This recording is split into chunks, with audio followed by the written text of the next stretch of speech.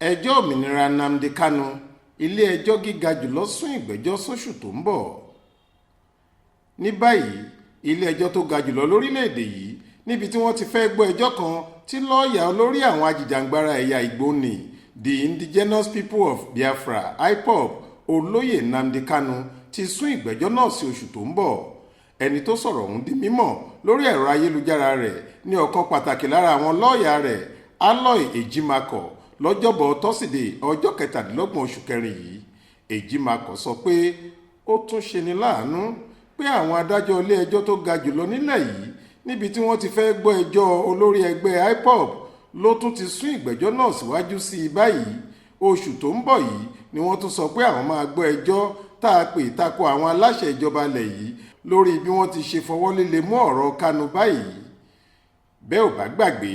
ọjọ́ 3 oṣù kọkànlá ọdún tó kọjá yìí ni lọ́ọ̀yà yìí lọ pe ìjọba ilẹ̀ yìí lẹ́jọ́ lórí bí wọ́n ti ṣe fọwọ́ líle mú ọ̀rọ̀ oníbàárà rẹ̀ tí í ṣe Nnamdi Kanu. Kókó ohun tí lọ́ọ̀yà Aloy ń fẹ́ kí ilé ẹjọ́ tó ga jùlọ nílẹ̀ wa ṣe fóun ni pé kí wọ́n wọ́gi lé ìdájọ́ ilé ẹjọ́ kòtẹ́milọ́rùn kan tó wáyé lọ́jọ́ 28 oṣù kọkànlá ọdún 2022 nílùú Àbújá níbi tí adájọ́ ilé ẹjọ́ náà ti sọ pé àwọn ọlọ́pàá DSS kò gbọ́dọ̀ ju Nnamdi Kanu sílẹ̀ rárá,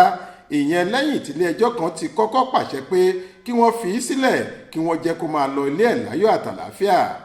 Ṣáájú kí wọ́n tó sún ìdájọ́ náà síwájú ni lọ́ọ̀yà Kanu ti ń rawọ́ ẹ̀bẹ̀ sí ilé ẹjọ́ tó ga jùlọ nílẹ̀ wa pé kí wọ́n rí i dájú pé wọ́n dájọ́ rẹ̀ lónìí tí í ṣe ọjọ́ tọ́sídẹ̀ẹ́ ọjọ́ 27 oṣù kẹrin ọdún yìí. Bákan náà ló jẹ́ pé ọ̀pọ̀ lára àwọn ọmọ ẹ̀yà Ìgbò nílẹ̀ yìí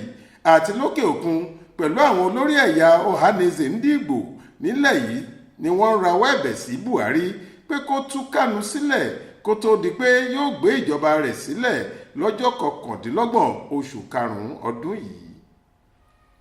Adéwálé Adéoyè ló ṣàkójọ ìròyìn yìí fún iléeṣẹ́ tẹlifíṣàn Aláròye online. Faith Adébọ́lá ló kà á sétí ìgbọ́ yín.